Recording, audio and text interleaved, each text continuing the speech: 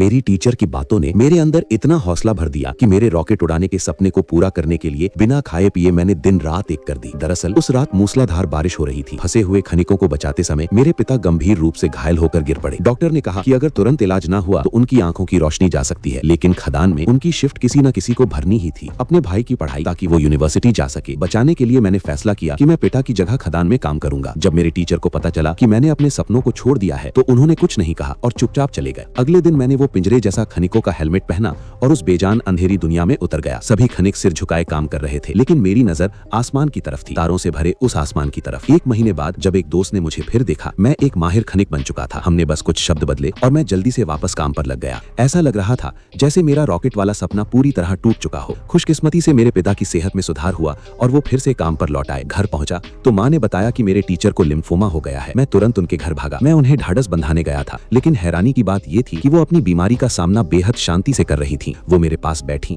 और मुझे अपना सपना जिंदा रखने के लिए कहा। उन्होंने कहा कि अगर मेरा रिसर्च साइंस फेयर में इनाम जीत ले तो उस इनाम की रकम मुझे इस जगह को छोड़ने में मदद कर सकती है। मैं उस छोटे से कस्बे से निकल पड़ा, कुछ ज्यादा मायने रखने वाला काम करने के लिए। उनके शब्दों ने मुझे अपार हिम्मत दी। मैंने फिर से अपनी रॉकेट की किताब निकाल ली, रात रात भर पढ़ाई की, लंच ब्रेक तक नहीं छोड़ा। कुछ हफ्तों बाद मैं अपने गणितीय फॉर्मूले लेकर क्लास के टॉपर के पास गया। इन समीकरणों से हम रॉकेट के गिरने की जगह की गणना कर सकते थे। अगर हम उस रॉकेट को ढूंढ लेते जो उस दिन जंगल में गिरा था तो मैं अपनी बेगुनाही साबित कर सकता था। सुबह होने से पहले ही हम रॉकेट वाली खदान की तरफ निकल पड़े। लॉन्च के कोण के आधार पर हमने स्केल से जमीन की बार बार माप की। आखिरकार हमें जंगल की एक धारा में रॉकेट मिल गया। हम उसे स्कूल ले आए। प्रिंसिपल हमें हैरानी से देख रहे थे। मैं ब्लैक बोर्ड के सामने खड़ा हुआ और विज्ञान की मदद से रॉकेट की उड़ान का पूरा रास्ता समझाया। जब पुलिस को वो फ्लेयर मिला जिससे आग लगी थी, तब जाकर हम पूरी तरह निर्दोष साबित हुए। हमारी टेक्नोलॉजी प्रतियोगिता में भाग लेने की पात्रता फिर से बहाल कर दी गई। जब मैं दोबारा अपने पिता के सामने खड़ा हुआ तो उन्होंने मुझे एक अहम बात सिखाई, हिम्मत से ना कहना सीखो।